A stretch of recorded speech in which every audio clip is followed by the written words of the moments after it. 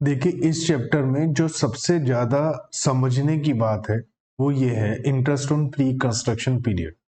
अगर आपको ये समझ में आ गया तो ये मानकर चलिए इस चैप्टर में आपको बहुत कम प्रॉब्लम होने वाली है, तो इसे ध्यान से समझिए।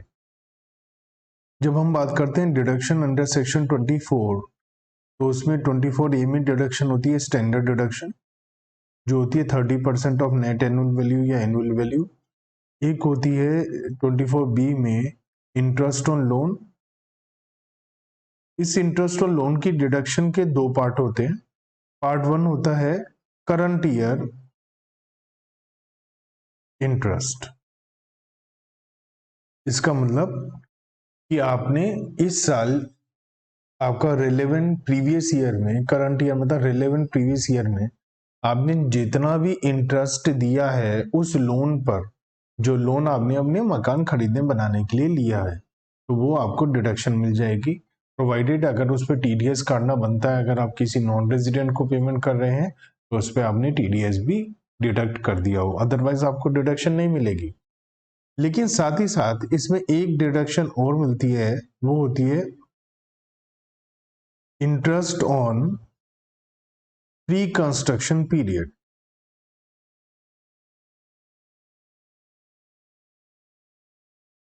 अब ये प्री कंस्ट्रक्शन पीरियड क्या होता है, इसकी interest on pre construction period की कैलकुलेशन कैसे होती है, इसकी अमाउंट कितनी होती है, ये बात हमें सीखनी है। देखिए, मकान बनाने में कई बार 1 साल, 2 साल, 5 साल, 7 साल लग जाते हैं। जनरली 2 साल 3 साल, 1 से 2 साल 3 साल लग जाते हैं। सपोज किसी इंसान ने इस दिन मकान बनाना शुरू किया और यहां पर जाकर कंप्लीट हुआ 2.5 ईयर्स में। अब इस 2.5 पीरियड में जब वर्क इन प्रोग्रेस था, जब मकान बन रहा था, उन दिनों तो आप हाउस प्रॉपर्टी की इनकम निकालेंगे नहीं, क्योंकि मकान तो बना नहीं है। कब बनाएंगे, कब निकालेंगे इनकम? जब मकान कंप्लीट हो जाएगा, उसके बाद आप इनकम कैलकुलेट करेंगे। तो इनकम फ्रॉम हाउस प्रॉपर्टी आप कैलकुलेट करेंगे, कंप्यूट करेंगे जब मकान बन जाएगा। अब मान लिया आपका मकान बना रिलेवेंट प्रीवियस ईयर में, जो आपका रिलेवेंट प्रीवियस ईयर है उसमें मान लिया 15 फेब को मकान बन गया। तो मैंने क्या कहा था आपको, इंटरेस्ट ऑन लोन की दो डिडक्शन मिलेंगी, एक आपको करंट ईयर की मिलेगी और एक प्री पीरियड की मिलेगी। अब करंट ईयर का मतलब रिलेवेंट प्रीवियस ईयर, उसमें 15 फरवरी को हुआ है, लेकिन ईयर तो हमारा 31 मार्च तक चलता है और स्टार्ट होता है 1 अप्रैल से। तो 1 अप्रैल से 31 मार्च का इंटरेस्ट ऑन लोन तो आपको करंट ईयर में मिल जाएगा। अब रह कौन सा गया, रह गया 1 अप्रैल से पुराने वाला। तो जो 1 अप्रैल से पहले का था उसको हम प्री पीरियड बोलेंगे। मान लेते हैं कि आपने मकान बनाना शुरू किया 1 नवंबर, मान लेते हैं 19 को। तो 1 नवंबर 19 से लेकर 31 मार्च, कौन सा 31 मार्च, जो आपके रिलेवेंट लास्ट रिलेवेंट मतलब जिस दिन मकान बना है, मकान किस दिन बना है 15 फेब, आपका जो रिलेवेंट प्रीवियस ईयर है, इससे पिछली 31 मार्च, इससे पहले वाली 31 मार्च। तो हम क्या करते हैं, हम एक रूल बनाते हैं। क्या रूल बनाते हैं कि हम लोग क्या करते हैं, प्री पीरियड का स्टार्टिंग पॉइंट लेते हैं। स्टार्टिंग पॉइंट कब से ये प्री पीरियड शुरू होगा, तो ये पीरियड शुरू होगा date of starting house construction, जिस दिन से आप मकान बनाना शुरू कर रहे हैं उस दिन से टाइम पीरियड शुरू हो जाएगा। लेकिन हम ये टाइम पीरियड निकाल क्यों रहे हैं, कंप्यूट क्यों कर रहे हैं? ये टाइम पीरियड हम कंप्यूट कर रहे हैं for the purpose of deduction of interest on loan taken for the construction of house और रिपेयरिंग ऑफ हाउस। तो अगर आपने लोन लिया है तो जरूरी तो नहीं है जिस दिन मकान बनाना शुरू करें उसी दिन लोन ले लें, हो सकता है उससे पहले या बाद में लें। तो हमें डेट ऑफ लोन भी देखना पड़ेगा, आपने लोन कौन से दिन लिया है। सपोज लोन बाद में लिया है तो लोन बाद में लिया है तो उसी दिन से तो टाइम पीरियड शुरू होगा जिस दिन से लोन लिया है। और अगर सपोज लोन पहले ले लिया तो पहले भैया क्यों ले लिया जब मकान बनना ही शुरू नहीं हुआ। तो इसका मतलब हमें स्टार्टिंग पॉइंट लेना है इन दोनों में से जो लेटर होगा। मान लिया मकान बनाना शुरू करा हमने 1/11/19 को, लोन लिया 1/12/19 को, तो यहां से टाइम शुरू होगा। और अगर कहीं आपने लोन ले लिया 1/1/18 को तो यहां से टाइम शुरू होगा। तो हमें दोनों में से जो बाद की डेट है वो हमारा स्टार्टिंग पॉइंट है कि कब से हम इंटरेस्ट ऑन लोन की कैलकुलेशन करना शुरू करेंगे।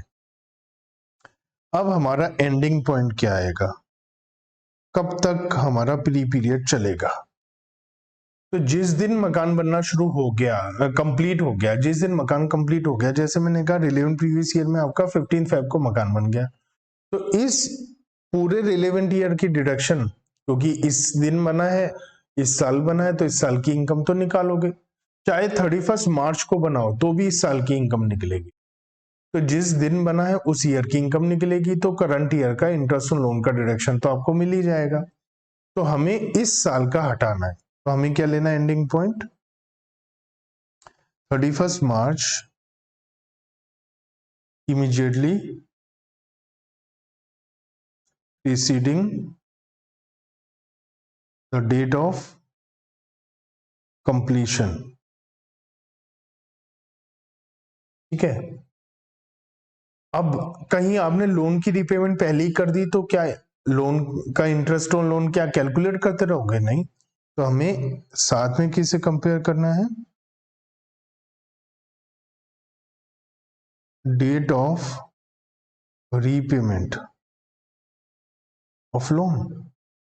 अगर पूरा वापस दे दिया है, थोड़ा सा वापस करा है तो फिर हम इसको कंसीडर करेंगे, जितना जितना लोन हमने यूज करा उस अमाउंट को देखेंगे। तो अगर रीपेमेंट ऑफ लोन पहले हो गया है तो वो ले लेंगे, और अगर अभी तक लोन की रीपेमेंट नहीं करी है, 2 साल बाद करी है, तो जिस दिन मकान कंप्लीट हुआ उससे पिछली 31 मार्च।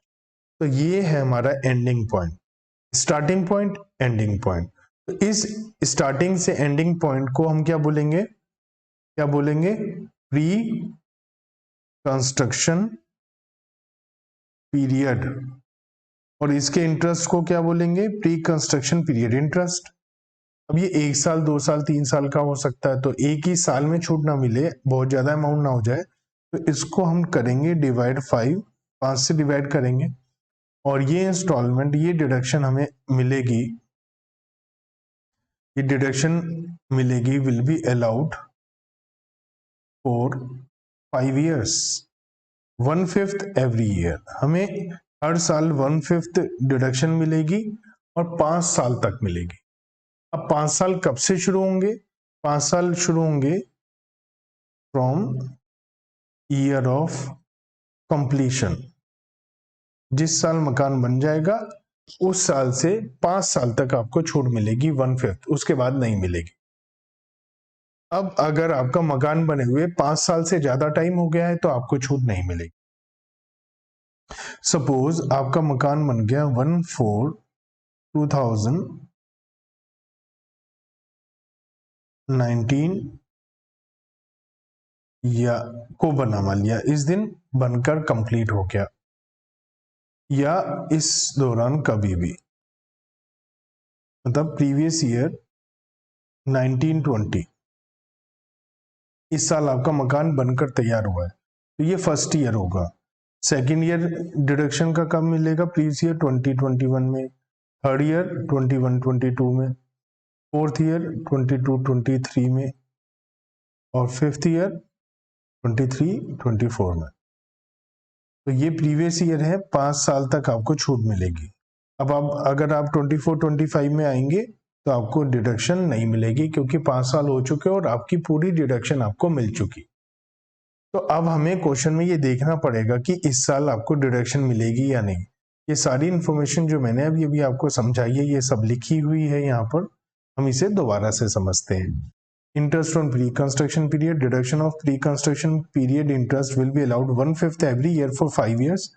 ठीक है, 5 साल मिलेगी, 1/5 एवरी ईयर मिलेगी, कमेंसिंग फ्रॉम द ईयर, किस साल से, इन विच हाउस वाज कंप्लीटेड, जिस साल मकान बन गया उस साल से मिलनी शुरू होगी।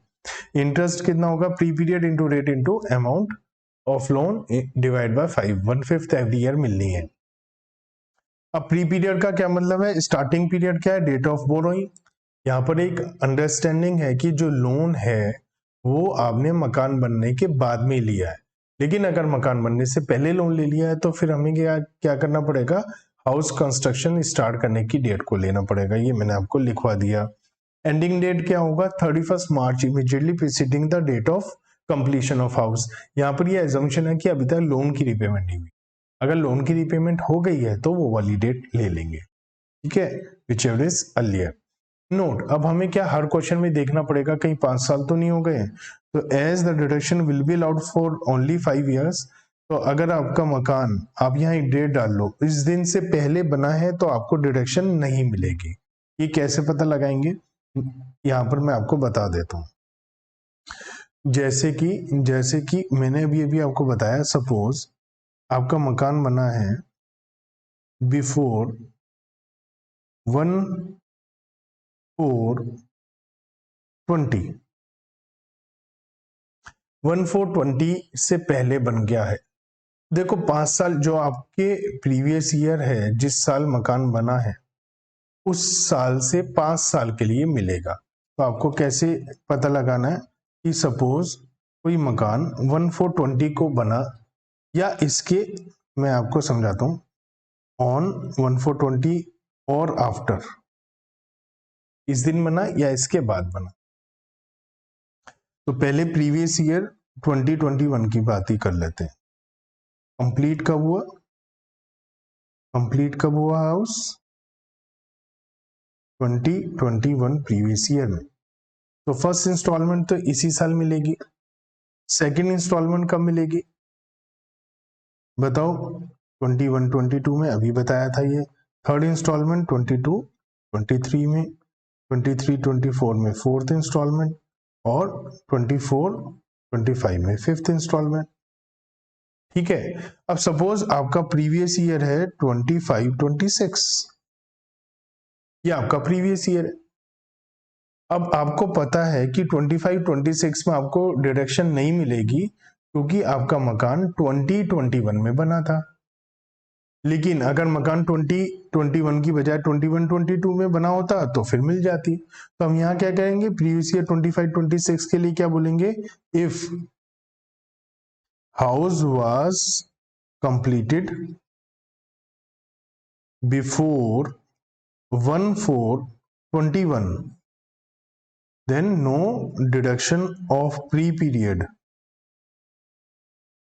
will be allowed। आपको कोई डिडक्शन नहीं मिलेगी क्योंकि 5 इंस्टॉलमेंट पूरी हो चुकी होंगी। तो एक बहुत सिंपल सा फंडा है कि आपका जो जिस प्रीवियस ईयर में आप अपनी इनकम को कंप्यूट कर रहे हो उसकी 4 साल से पुरानी डेट है तो आपको डिडक्शन नहीं मिलेगी, क्योंकि फर्स्ट ईयर जिस दिन मकान बनता है उस ईयर में मिल जाती है, तो 5 साल कंप्लीट हो चुके होंगे। तो अगर हमारा मकान 1/4/21 से पहले बना है, ये है ना प्रीवियस ईयर 2021, तो 31 मार्च तक बना है, तो 1/4/21 से पहले बना है तो no deduction for previous year 25-26। अब 25-26 शुरू होता है 1/4/25 से, तो हमें ये डेट 4 साल पहले की देखनी है। अब अगर मान लिया आप निकाल रहे हो इनकम प्रीवियस ईयर 28-29 की, तो हम क्या कहेंगे 28-29 प्रीवियस ईयर के लिए कि भैया आपको, अगर आपका मकान 1/4/24 से पहले बना है तो कोई डिडक्शन नहीं मिलेगी। अगर आप प्रीवियस ईयर सपोज 2021 के लिए निकाल रहे हो तो हम क्या कहेंगे कि अगर आपका मकान बना है बिफोर 1/4/16 से पहले बन गया है तो आपको डिडक्शन नहीं मिलेगी। क्यों? मान लिया इससे पहले दिन मान लेते हैं बना 31/3/15 को, तो फर्स्ट ईयर हो जाएगा 14/15, फिर 15/16 में दूसरा ईयर हो जाएगा, 16/17 में थर्ड ईयर हो जाएगा, 17/18 में फोर्थ ईयर हो जाएगा और 18/19 में फिफ्थ ईयर हो जाएगा। तो 2021 तक पहले ही इंस्टॉलमेंट पूरी हो चुकी होगी। ऐसे ही आप जिस भी ईयर के लिए देखेंगे, सपोज आपका प्रीवियस ईयर है 23-24, तो हम क्या करेंगे, हम कहेंगे कि आपका बिफोर, अगर आपका मकान बिफोर 1/4/2019 बना है तो नो डिडक्शन। क्यों? क्योंकि अगर इससे पहले बना, मान लिया एक दिन पहले ही बना है, तो फर्स्ट डिडक्शन 18-19 की मिली होगी, सेकेंड 19-20 में, थर्ड 20-21 में, फोर्थ 21-22 में और फिफ्थ 22-23 में। इस साल तक नंबर ही नहीं आएगा, 5 इंस्टॉलमेंट हो चुकी होंगी। तो आप क्या करेंगे, यहाँ पर एक डेट डाल लेंगे, उस डेट के हिसाब से आपको हर क्वेश्चन में चेक नहीं करना है, बस वो डेट देख लो। उस दिन से पहले मकान बना है तो आपको प्री पीरियड की डिडक्शन नहीं मिलेगी, और उस दिन के बाद बना है तो प्री पीरियड की आपको डिडक्शन मिल जाएगी। तो प्री पीरियड की डिडक्शन आपको टोटल कैलकुलेट करनी है, टोटल इंटरेस्ट कैलकुलेट करना है, उसे 5 से डिवाइड करना है और 5 इंस्टॉलमेंट में आपको हर साल देना है 1/5 एवरी ईयर। एग्जाम्पल नंबर 7 करते हैं। मिस्टर कमल हैं, इन्होंने लोन लिया था 1 नवंबर को प्रीवियस ईयर से 4 साल पहले।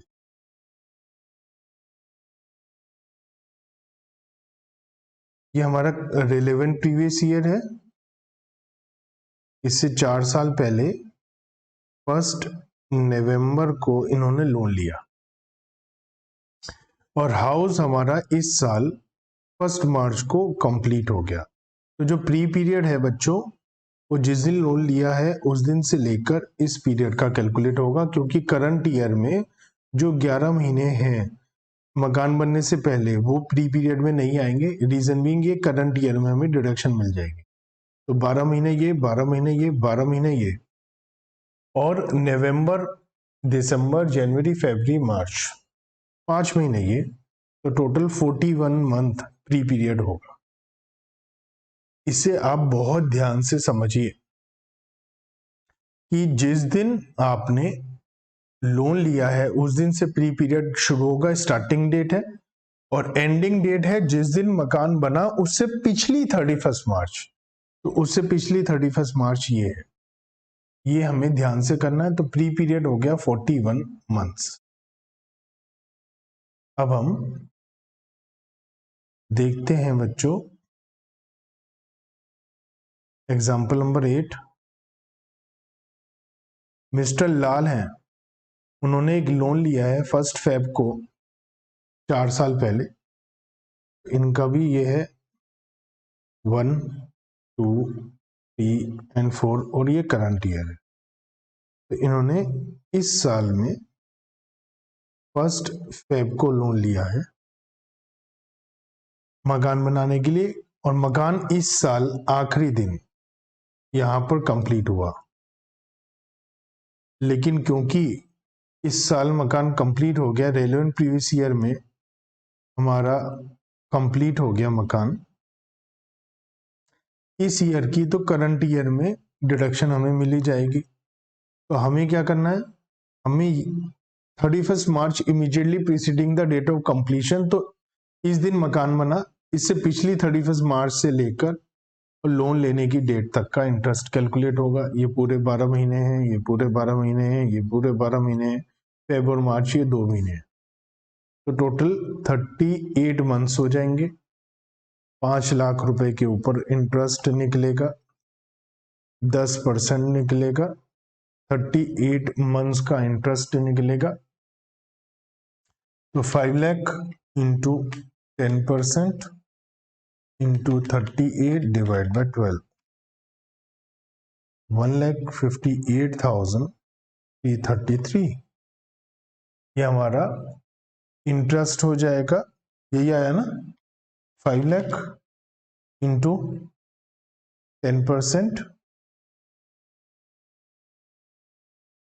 5 लाख इंटू 10% हमारा हो गया 3 साल 2 महीने, तो 38 महीना हो गया। तो 5 लाख इंटू 10% और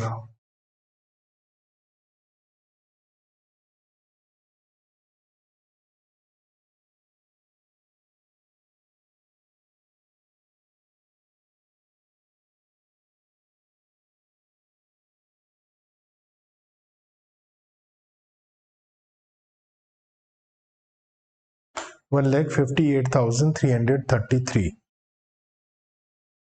अब हमसे पूछा है करंट ईयर का भी निकालिए, तो ये प्री पीरियड का हो गया, इसे डिवाइड बाय 5 कर देंगे तो 31,667 तो प्री पीरियड की डिडक्शन मिलेगी हमें।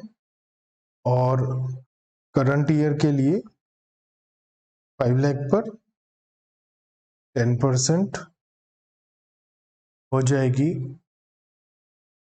50,000, तो टोटल डिडक्शन जो मिलेगी हमें वो 81,667 मिलेगी। एग्जाम्पल नंबर 8 था ये। एग्जाम्पल नंबर 9, मिस्टर एक्स ने लोन लिया है 5 लाख रुपए 1 अक्टूबर को 3 साल पहले।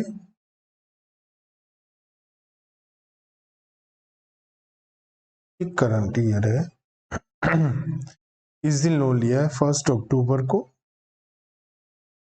और हाउस कंप्लीट हुआ है हमारा इस दिन, कंप्लीट हो गया। तो ये पूरा टाइम पीरियड तो करंट ईयर में आ जाएगा। तो हमें यहाँ से 6 महीने 12 महीने और 12 महीने लेने, 30 मंथ्स हो जाएंगे टोटल। तो 5 लाख पर 10% 30 मंथ्स का इंटरेस्ट डिवाइड बाय 5,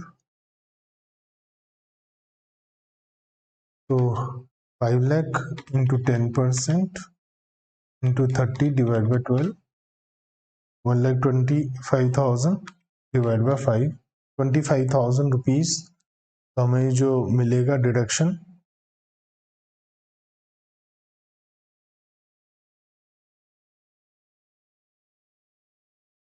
$25,000 तो हमें मिल जाएगा डी पीरियड का, और करंट ईयर का भी हमें मिलेगा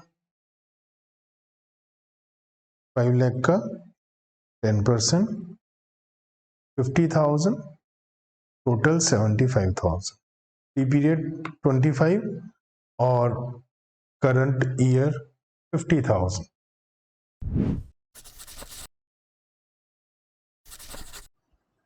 बच्चों अगर आपने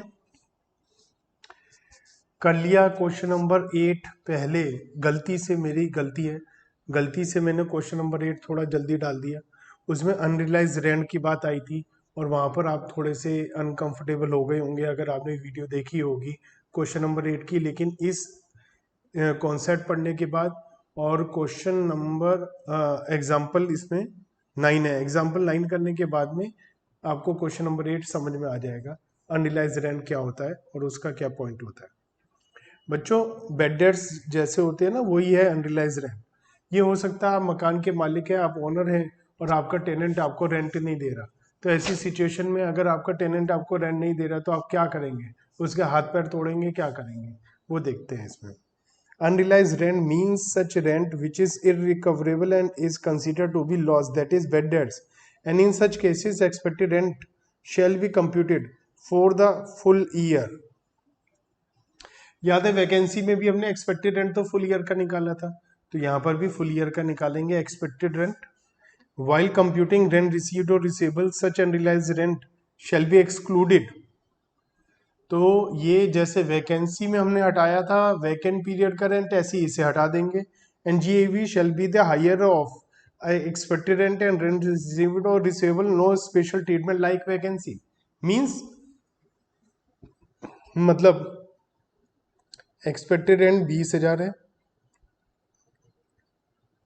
actual rent minus unrealise rent 19,000 है, तो हम 20,000 लेंगे जीएवी।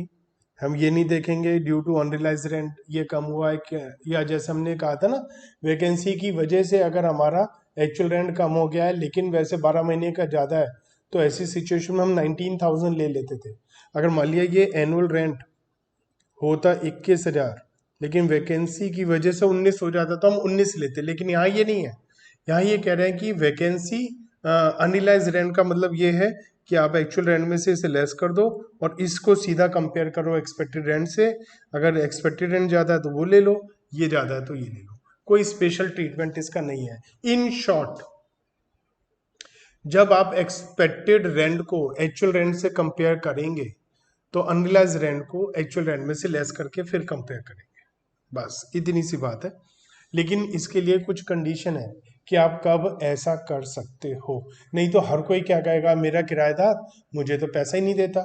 हर मकान वाले कहेगा मेरा किराएदार मुझे पैसे नहीं देता, फ्री में है वो जाता ही नहीं, इसलिए मुझे कोई रेंट पर टैक्स नहीं देना। लेकिन इनकम टैक्स वालों ने कहा हम बेवकूफ़ नहीं है, हम तुम्हें कंडीशन बताते हैं, ये कंडीशन लगेगी तभी आपको छूट मिलेगी, अदरवाइज नहीं मिलेगी। तो rent shall be consider to be unrealised, हम उसे बेड का तब मानेंगे जब ये रूल नंबर 4 की कुछ कंडीशन सेटिस्फाइड हो जाएगी। पहली बात ये, जो पैसा नहीं दे रहा उसने मकान खाली कर दिया हो। भैया तुम्हारा किराएदार तुम्हें पैसा नहीं दे रहा है तो तुम उसे क्यों पाल रहे हो अपने घर में, लात मार के भगाते क्यों नहीं हो उसको? उसे भगा दिया या steps has been taken to vacate the property, आपने एफआईआर करा दिया, आपने कोर्ट में केस कर दिया, कुछ करा होगा नहीं करा होगा, ये आपको सबूत देना पड़ेगा। The defaulting tenant is not in occupation of any other property of assessee, आपने क्या करा, अपने इस मकान से हटाया क्योंकि किराया नहीं देता, दूसरे मकान में टिका दिया उसे, तो ये थोड़ी ना माना जाएगा, इसका मतलब आप झूठ बोल रहे हो। तो वो आपकी किसी और प्रॉपर्टी पर भी कब्जा करना रखा हो, रहता ना हो। The assessee has taken all reasonable steps to institute legal proceeding for the recovery of unpaid rent, ये सेटिस्फाई करना पड़ेगा। आप असेसिंग ऑफिसर मतलब इनकम टैक्स का ऑफिसर, उससे जाकर बोलेंगे, उसे सबूत दिखाएंगे कि मैंने किराया वसूल करने के लिए जी तोड़ मेहनत करी है। या अगर आप नहीं ले पा रहे हैं तो आप उसे बताएं कि हमारी अगर हम कोई भी लीगल प्रोसीडिंग करेंगे तो वो यूजलेस हो जाएगी। थर्ड पॉइंट में लिखा है, मतलब आपके यहाँ एक किराएदार था, उसका ना आगे एक ना पीछे, दो दूर दूर तक उसकी रिश्तेदारी जान पहचान कोई नहीं था, और वो मर गया। वो मर गया और उसके पास कोई सामान भी नहीं है, पैसा भी नहीं है। मरने के बाद आपने खूब तलाशी ले ली, कहीं कुछ नहीं मिला, तो इसका आप क्या करोगे, कहाँ करोगे केस? वो तो चला गया ऊपर, यमराज के पास केस करने तो जाओगे नहीं। तो आप असेसिंग ऑफिसर को ये प्रूफ कर दें कि हम कुछ भी करें यूजलेस है, ऐसी सिचुएशन है। टीनेसी शुड बी बोनाफाइडी, जेन्युइनली आपका एग्रीमेंट हो, आपने जानबूझ के ऐसा कुछ गड़बड़ ना करा हो जिससे हमें इनकम टैक्स डिपार्टमेंट को लगे भैया कुछ गड़बड़ है। इसे समझते हैं एग्जाम्पल नंबर 9 की मदद से। Compute income from house property of mister C in Agra having fair rental value 38,000, तो 38,000 रुपये इनकम है, फेयर रेंटल वैल्यू है घर की आगरा में, म्यूनिसिपल वैल्यू है 34, स्टैंडर्ड रेंट है 30।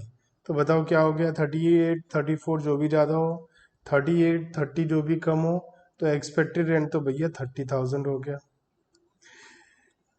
एक्चुअल रेंट है 3500 पर मंथ, तो एक्चुअल रेंट हो गया 3500 पर मंथ, 42,000।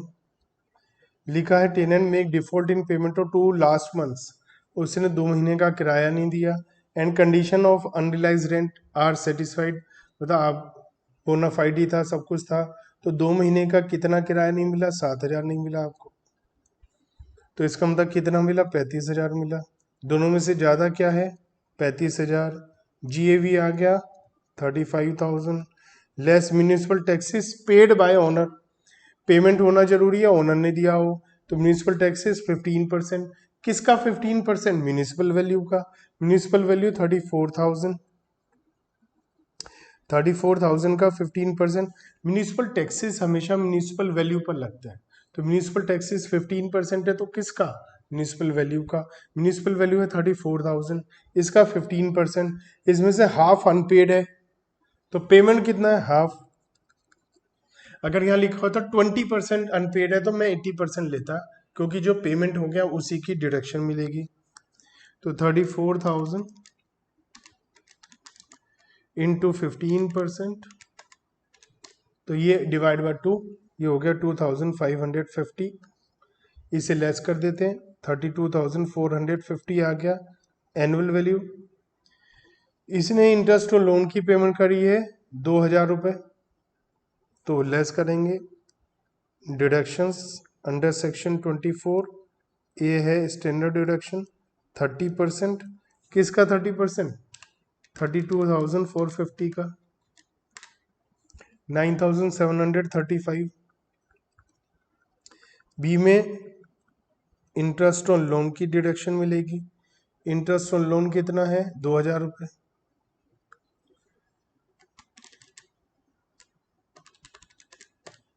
तो 20,715 ये हमारी डिडक्शन इनकम है, taxable income from house property. तो आपको अच्छे से समझ में आया। बस एक काम करना है, आपको एक्चुअल रेंट में से लेस करके फिर कंपेयर करना है। इतना सिंपल सा काम था ये।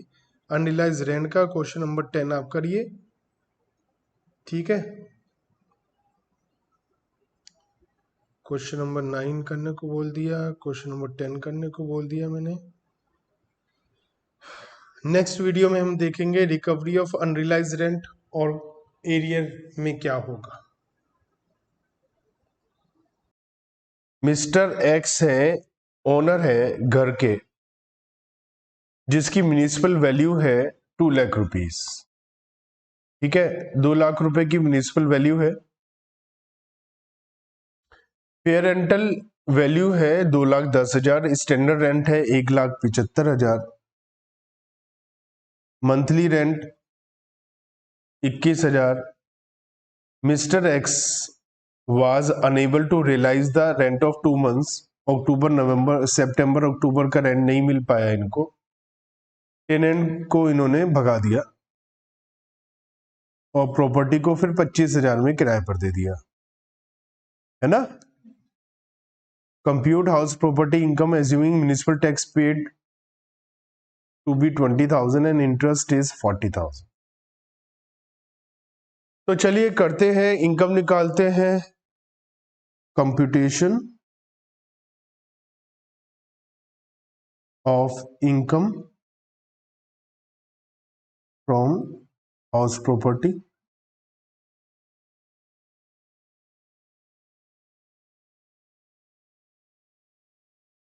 सबसे पहले म्युनिसिपल वैल्यू दिया हुआ है,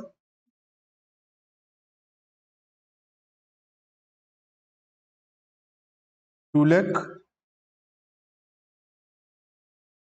और फेयर रेंटल वैल्यू है 2,10,000।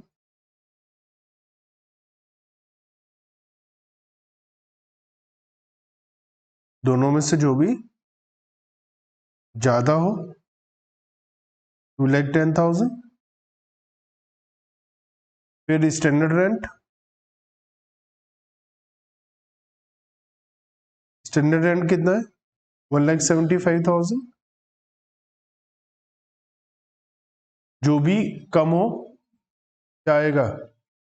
1,75,000, इस 1,75,000 को क्या बोलते हैं? Expected rent. जो भी कम हो वो ले लिया, विच एवर इज लोअर। अब हमने इसको एक्चुअल रेंट से कंपेयर करना है। तो एक्चुअल रेंट इनको कितना मिला है? 21,000 के हिसाब से ये रेंट पर था। तो 21,000 के हिसाब से रेंट पर कब तक था? अगस्त तक। तो अप्रैल मई जून जुलाई अगस्त, 5 महीने। तो 21,000 इंटू 5 कितना हो गया? 1,05,000। और उसके बाद 2 महीना अनरियलाइज रेंट है तो उसे छोड़ देते हैं। और उसके बाद 5 महीने फिर से 25,000 है। 25,000 इंटू 5 1,25,000, तो टोटल कितना हो गया? 2,30,000। जो भी ज्यादा हो उसे हम क्या बोलते हैं? Gross annual value. 2,30,000। इसमें से क्या लेस होता है? Municipal taxes. तो लेस म्युनिसिपल टैक्सेस पेड। तो म्युनिसिपल टैक्सेस कितना पेमेंट हुआ है? 20,000। तो म्युनिसिपल टैक्सेस पेमेंट लेस हो गया, तो हमारा क्या बचा? Annual value 2,10,000।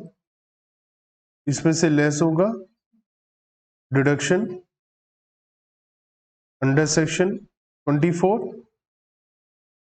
24A में standard deduction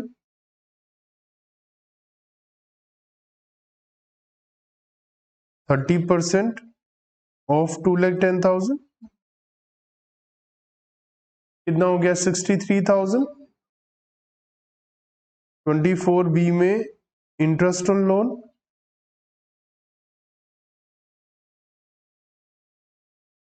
40,000।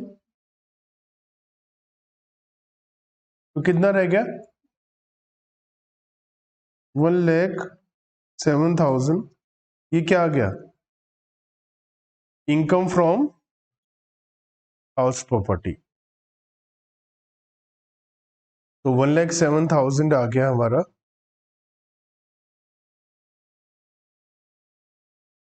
Income from house property.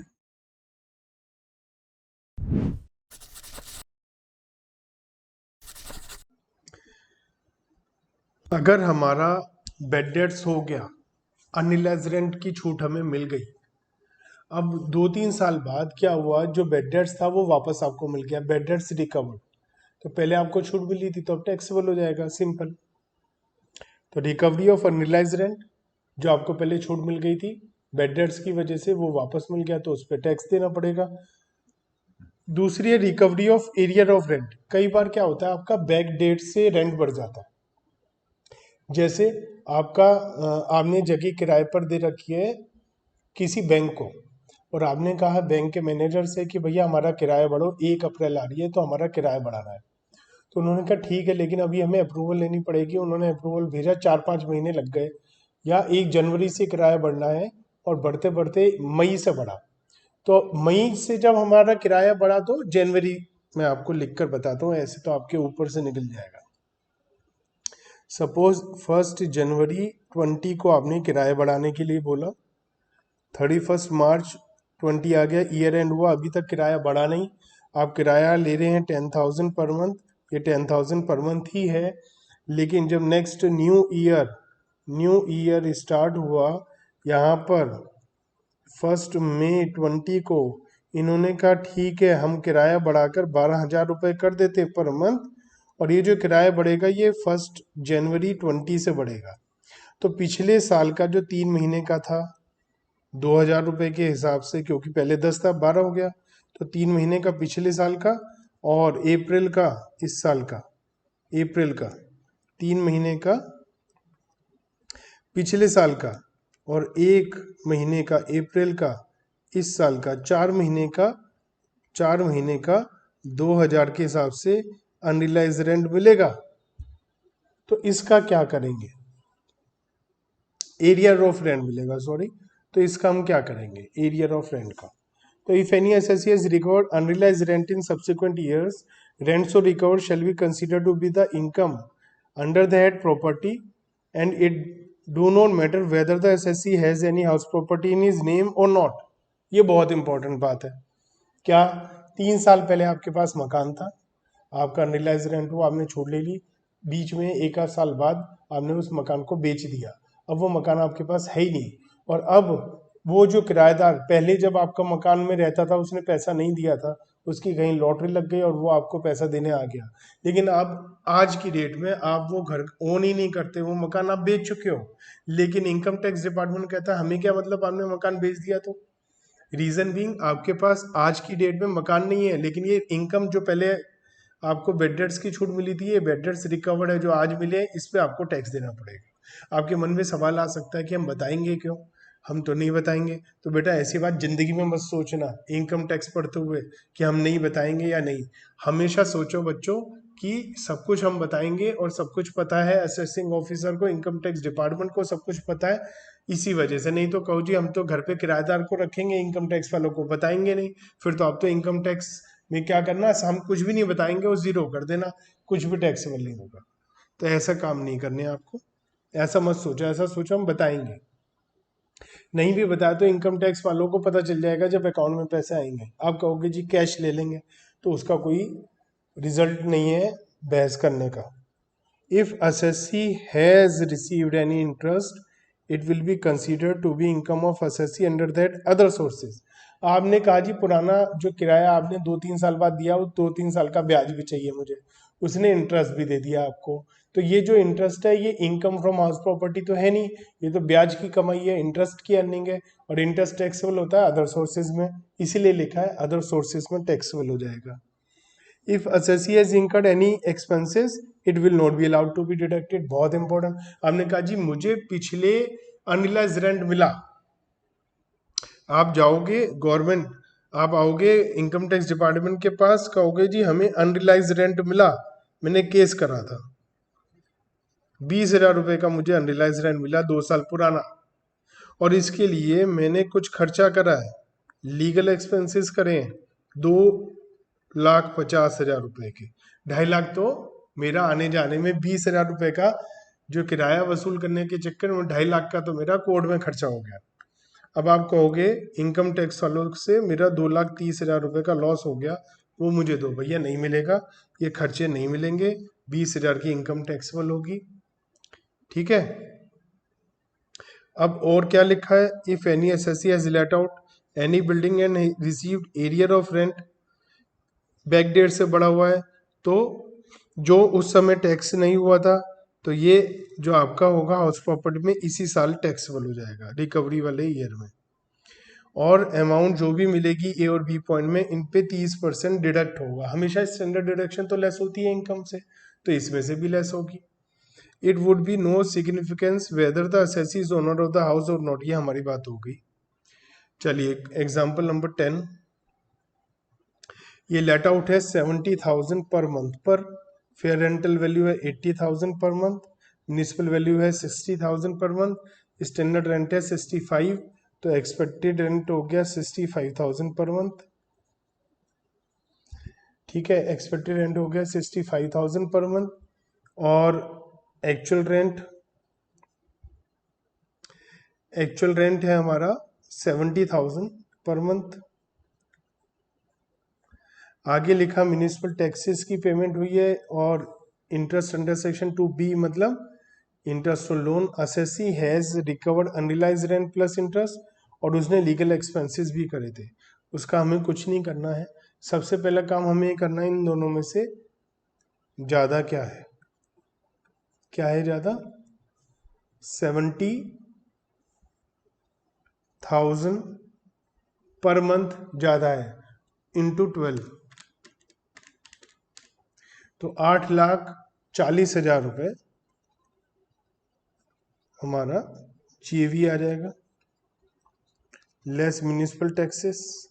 Municipal taxes है 40,000, तो म्यूनिसिपल टैक्सेस माइनस हो जाएंगे, एनुअल वैल्यू आ जाएगी 8 लाख, इसमें से लेस होगा deduction under section 24A interest on loan, standard deduction 30%, 8 lakh का 30% 2,40,000, B interest on loan, interest on loan है 60,000, इंटरेस्ट ऑन लोन है 50,000, 50,000, ठीक है, तो आपका 8 लाख माइनस 2,40,000 माइनस 50,000, तो 5,10,000 आ जाएगी आपकी income from house.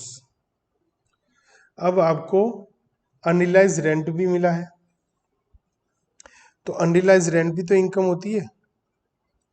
Unrealise rent है 60,000, और ये जो लिखा है इंटरेस्ट मिला 7,000, तो इंटरेस्ट अदर सोर्सेज में टैक्सेबल होगा, यहाँ टैक्सेबल नहीं होगा, ये हमारी बात हो चुकी है। लेस होगा स्टैंडर्ड डिडक्शन 30%, 18,000, और एक इंटरेस्ट ऑन लोन की मिलती है, वो है नहीं, तो 42,000। हाउस प्रॉपर्टी की इनकम कुल मिलाकर 5,52,000 हो गई, और ये जो इंटरेस्ट है 7,000, ये अदर सोर्सेज में टैक्सेबल होगा, तो अदर सोर्सेज में 7,000 रुपये का इंटरेस्ट आ जाएगा, टैक्सेबल हो जाएगा। अगर आप टोटल इनकम निकालना चाहते हैं तो टोटल इनकम 561, तो ये टोटल इनकम है। आपको अच्छे से समझ में आ गया होगा कि इन केस कुछ अनरियलाइज रेंट मिला है या एरियर ऑफ रेंट मिला है तो वो टैक्सेबल हो जाएगा। बहुत सिंपल, जितना अमाउंट है उतना minus standard deduction 30%। Question number 11 करिए, फिर हम केस नंबर 3 पर आएंगे नेक्स्ट वीडियो में। मिस्टर एक्स ओनर है एक घर के, इन्होंने मिस्टर डी को 20,000 रुपये पर मंथ के हिसाब से किराए पर दे दिया। मिस्टर डी ने फेब और मार्च का लास्ट प्रीवियस ईयर, पिछले साल का फेब और मार्च का किराया नहीं दिया, और पिछले साल ही 31 मार्च को इन्होंने मकान छोड़ दिया। Mister X has let out the house to mister A, 1 तारीख से इन्होंने 25,000 रुपए के हिसाब से मिस्टर ए को किराए पर रख लिया। म्यूनिसिपल टैक्सेस दिए, मिस्टर डी ने 25,000 रुपए फुल सेटलमेंट में दे दिया इनको, पिछले साल वाला इस साल 25,000 रुपए दे दिए। वैसे तो 20,000 के हिसाब से 2 महीने के 40,000 बैठते थे, लेकिन हाथ पैर जोड़कर जो भी बात हुई दे दिए, वही बहुत बड़ी बात है। नहीं देते तो क्या उखाड़ लेते उनका, तो उन्होंने 25,000 रुपए दे दिए। हमें इनकम फ्रॉम हाउस प्रॉपर्टी निकालनी है पिछले साल की, ठीक है ना, और इस साल की, मतलब दोनों साल की हमें इनकम निकालनी है कि पिछले साल क्या रहा होगा और इस साल क्या रहेगा। तो लास्ट असेसमेंट ईयर में और रिलेवेंट असेसमेंट ईयर में क्या क्या होगा।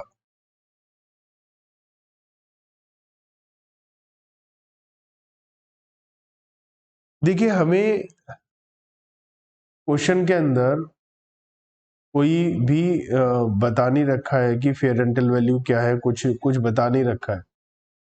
तो हमारे लिए एक्चुअल रेंट कितना है, एक्चुअल रेंट पिछले साल 2 महीने का नहीं मिला, तो इसका मतलब 10 महीने का रेंट मिला, और अब 10 महीने का रेंट मिला तो वो हमारा कितना हो गया, 2 लाख रुपए। तो यही ग्रोस एनुअल वैल्यू हो जाएगी 2 लाख रुपए, ठीक है। और इस साल का रेंट हमें 25,000 के हिसाब से मिला होगा, तो 25,000 इंटू 12 कितना होता है, 3 लाख। कुछ नहीं कहा तो ग्रोस एनुअल वैल्यू 3 लाख की हो जाएगी। म्युनिसिपल टैक्सेस पेड, तो म्युनिसिपल टैक्सेस है 5,000 रुपीज,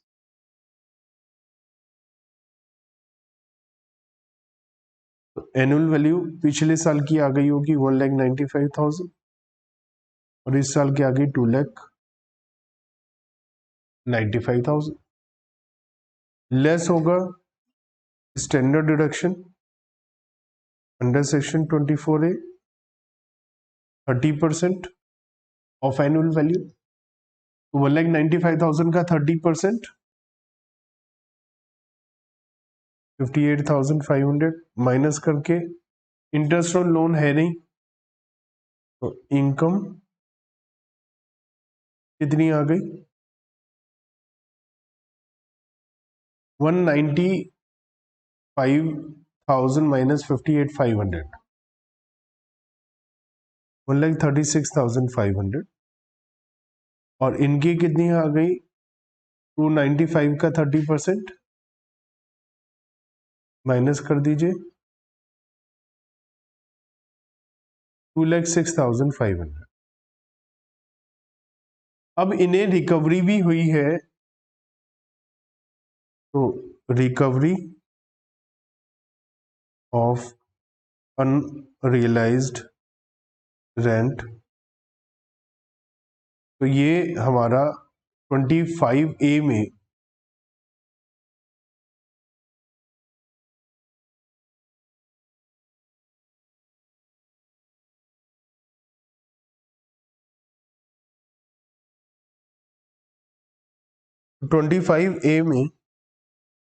इनका जो रिकवरी हुई है 25,000 रुपए की, वो माइनस 30% स्टैंडर्ड डिडक्शन, तो कितना हो गया 25,000 का 30% 7,500, तो 17,500 इनके लिए वो भी टैक्सेबल हो जाएगा। तो टोटल इस साल की इनकम जो इनके लिए टैक्सेबल हो जाएगी वो कितनी हो जाएगी 2,06,500 प्लस 17,500 कितनी हो जाएगी 2,24,000। ये इनकी करंट ईयर की रिलेवेंट असेसमेंट ईयर की इनकम है और पिछले साल की 1,36,500 ये लास्ट ईयर की और ये करंट ईयर की टोटल इनकम जो टैक्सेबल हो जाएगी।